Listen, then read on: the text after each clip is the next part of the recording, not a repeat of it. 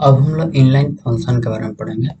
N inline function in C plus plus is a function that is declare with the inline keyword. Inline function एक फंक्शन होता है जिसको बनाने के लिए हम लोग सबसे पहले इनलाइन कीवर्ड का उपयोग करते हैं। The main purpose of using inline function is to improve the performance of a program by reducing the overhead of function call. इसका मेन काम है कि फंक्शन का परफॉर्मेंस बढ़ाना और फंक्शन का जो ओवरहेड टेंशन को थोड़ा कम करना है।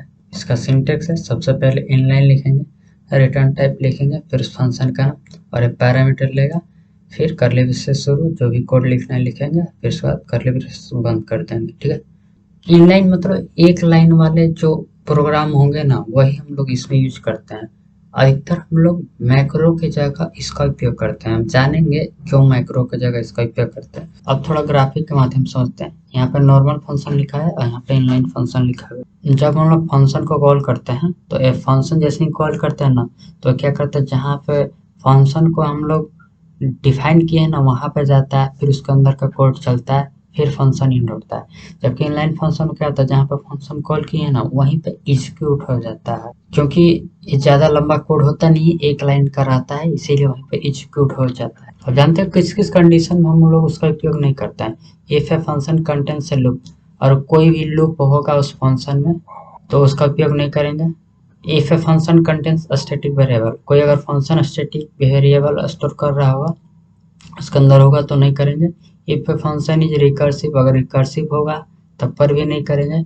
If a function contains A switch और गो टू स्टेटमेंट, और कोई फंक्शन में स्विच और गो टू स्टेटमेंट है तो वहां पर भी इनलाइन फंक्शन का उपयोग नहीं करेगा। इन कंडीशनों पर हम लोग को वहां पे प्रयोग नहीं करना है।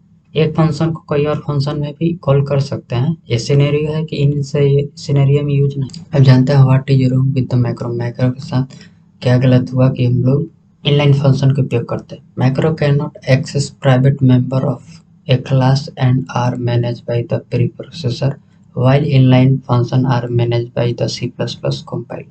मैक्रो क्या करता है, प्राइवेट मेंबर को एक्सेस नहीं कर सकता है क्लास का, जो कि ये मैनेज किया जाता है प्रीप्रोसेसर द्वारा। जबकि इनलाइन फंक्शन मैनेज किया जाता है C++ कंपाइलर द्वारा।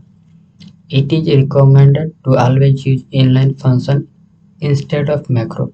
यह रिकमेंड किया जाता है कि मैक्रो की जगह आप इनलाइन फंक्शन का उपयोग करें। Inline functions are checked by the C++ compiler for argument type and necessary conversion, while macro are not capable of doing so। Inline function क्या करता है, चेक करता है उसके आर्गुमेंट और नेसेसरी कन्वर्सेशन कंपाइलर द्वारा, जबकि मैक्रो इतना कैपेबल नहीं है कि वो चेक कर सके। अब एग्जांपल देखते हैं। हम लोग मेन फंक्शन को बाहर ही लिखते हैं, जहाँ पे मैक्रो लिखते हैं फंक्शन लिखते हैं तो वहीं पे लिखेंगे। बस इनलाइन लिखेंगे, उसका रिटर्न टाइप लिखेंगे, फिर एक फंक्शन का नाम, पैरामीटर लेगा तो पैरामीटर पास कर देंगे, फिर रिटर्न कर देंगे ए और बी को, तो यहाँ पे रिटर्न हो जाएगा। एक लाइन वाले ही कोड लिखेंगे, इसमें छोटे कोड स्मॉल कोड वाले लिखते हैं। यहाँ पे फाइल बनाता हूँ इनलाइन और एक्सटेंशन लेता हूँ .cpp, बेसिक C++ का कोड लिखूंगा।